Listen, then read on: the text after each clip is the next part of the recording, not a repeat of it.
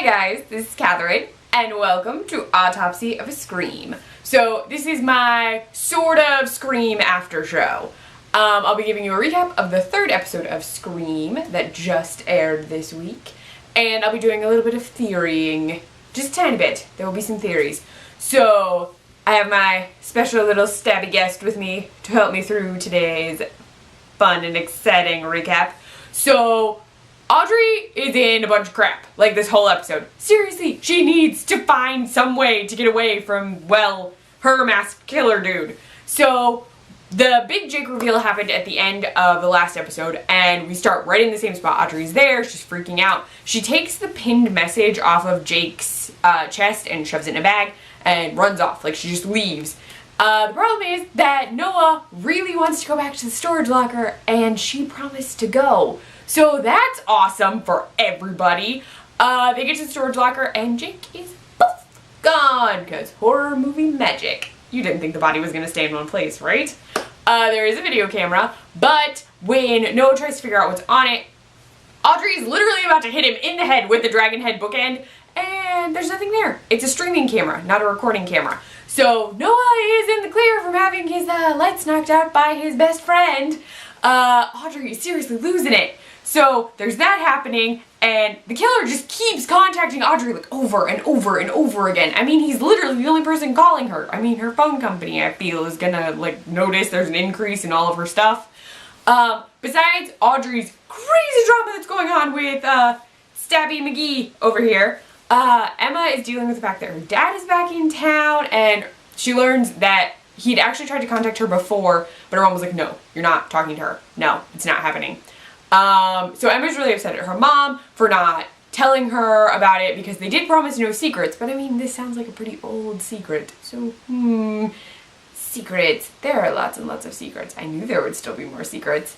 Emma's trying to connect with her dad. It turns out he's in town because he's been getting these messages from Riley, who died last season. So, not sure who's messaging the dad here. Besides that, Brooke is still trying to figure out what's going on with Jake because she doesn't know that he's dead, even though we know that he's dead. She's calling him, she's messaging him, she has no idea what's going on. Then all of a sudden, Branson calls her. Yeah, she's apparently blocked him everywhere, but he's managed to get a hold of her, and she's not happy about it at all. So that's going on. She learns that Zoe has a thing for Noah and really wants to set them up because they would be adorable. So a setup attempts to happen at Killer Clowns from Outer Space, where Audrey is supposed to be working because that's the movie theater. Turns out, no, she's off doing killer business because poor Eddie. Oh, poor Eddie. He's been, well, corked. Just, he's gone. Done. Forever. But I mean, he walked into a room covered in plastic with a corkscrew. It just, that was not going to end well in Lakewood. So Audrey is supposed to deal with that because the killer's like, ha ha ha, you have to help. Then Emma winds up there because she has a message at the cafe that says she should go there. She talks with Eli. She and Eli are sort of bonding. I don't know how I feel about Eli. Stavo and Brooke are a little chatty, even though she thinks Stavo is super creepy. But at the movie theater, she kisses Stavo because she's like, I may not be with Jake, but this is Stavo. Peck on the face. Which I feel is going to lead to further, like, Stavo and Brooke. I just have a feeling. I think it's going to happen. I told you, he's the red herring. I think he's a red herring, so the two of them are going to get together, and he's not going to be the killer. I think. That's my guess. I told you there would be some theories. Then, on top of that, Branson is around, and I mean, Emma's dad's in town, and Audrey's like, seriously, your dad is not a good guy. And Audrey is just super stressy and like insulting everybody because she's just not okay at all. And I totally blame this guy. Well, not this one, but you know the one I'm blaming. So that's all going down, and when we finally get to the end of the episode, Brooke is with Stavo, sort of. She learns that the roses that she thought were from Jake are actually from Branson, but she gets a text from Jake that says like, hasta la vista, baby, and she's like, are you in Mexico? What is happening? And then when Emma is trying to leave the hotel, she almost gets stabbed by Bro. Well, maybe not stabbed, but he threatens to Audrey. Audrey almost gets into a car accident because she's totally watching a live stream of the hotel room on her phone, which is not smart, not safe. Do not drive distracted. Thank you.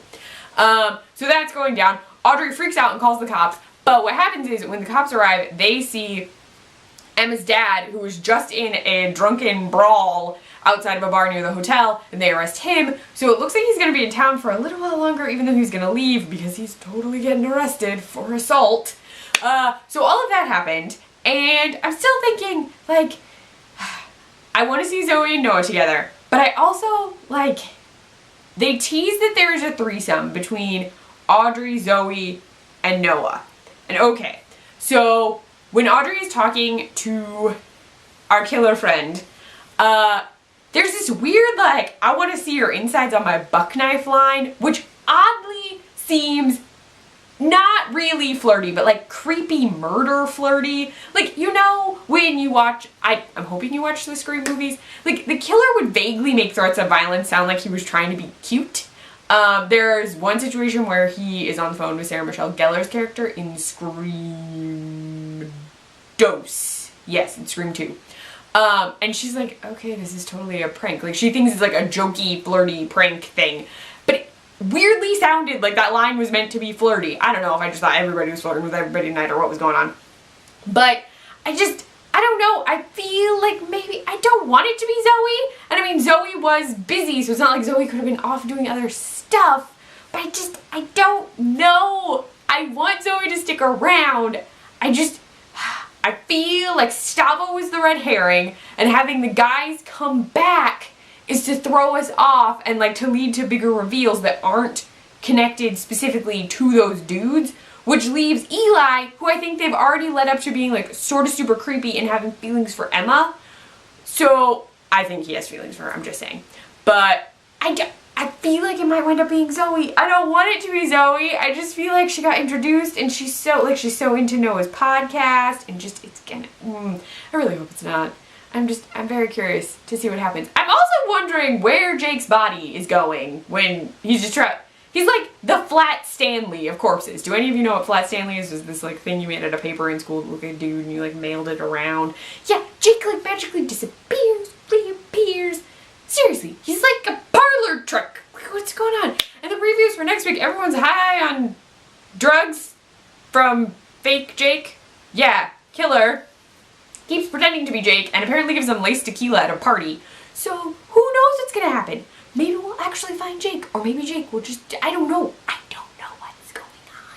It's all kinds of crazy, guys. All kinds of crazy, all the time. Okay, share your Scream theories with me in the comments or on Twitter. I am at Clef Notes. Hashtag it Autopsy of a Scream so that I can see it. That would be awesome. I mean, I'll see it anyway, but that would help.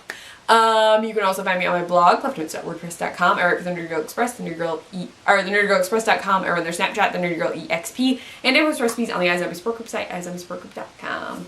Bye, guys.